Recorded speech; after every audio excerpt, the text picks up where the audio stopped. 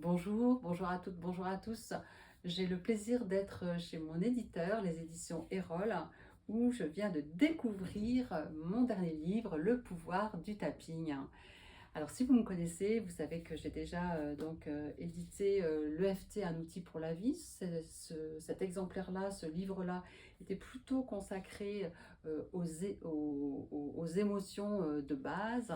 Et j'ai voulu, dans ce nouveau livre consacré à l'EFT, offrir des protocoles pour la vie de tous les jours et pour chacun et chacune, quel que soit son âge. Euh, des protocoles dont vous pouvez vous servir au quotidien. Vous voyez, je dois me séparer de quelqu'un le matin, par exemple. Il peut y avoir une angoisse qui monte, et que ce soit un adulte ou un enfant. Parce que dans la particularité de ce livre et dans la particularité de certains protocoles, je les ai doublés. J'ai doublé une version adulte avec une version enfant.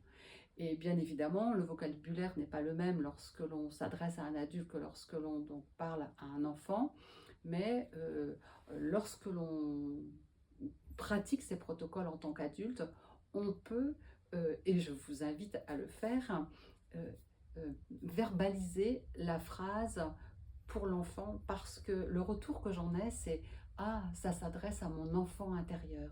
Il y a quelque chose qui se passe, des choses peut-être que je n'aurais pas osé dire en tant qu'adulte, et il y a une forme de réconfort ou de travail peut-être plus en profondeur. En tout cas, les retours sont assez, je vais dire favorables pour dire quelque chose, mais en tout cas, je dirais presque enthousiasmant.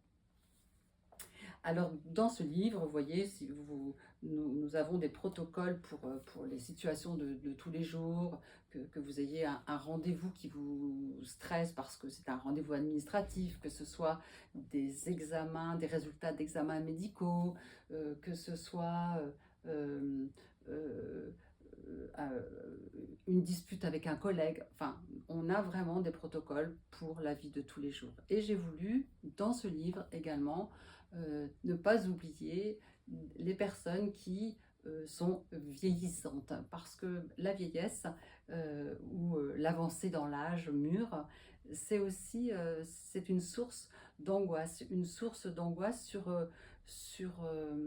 euh, sur l'avenir, sur ce que l'on va, sur comment on va faire face aux années qui arrivent, avec des angoisses peut-être de se sentir moins en forme, euh, euh, avoir peur de la dépendance, avoir peur de se sentir moins dynamique, avec beaucoup moins d'énergie, sentir aussi les sentiments de solitude. On sent que, eh bien, il y a une forme de cercle qui n'existe plus, de personnes qui font moins attention à nous.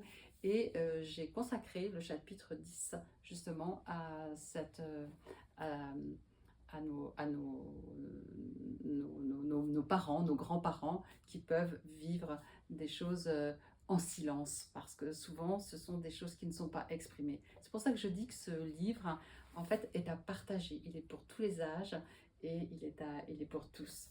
Donc si vous avez envie de vous le procurer, eh bien je vous invite à le faire dans votre librairie préférée, bien évidemment.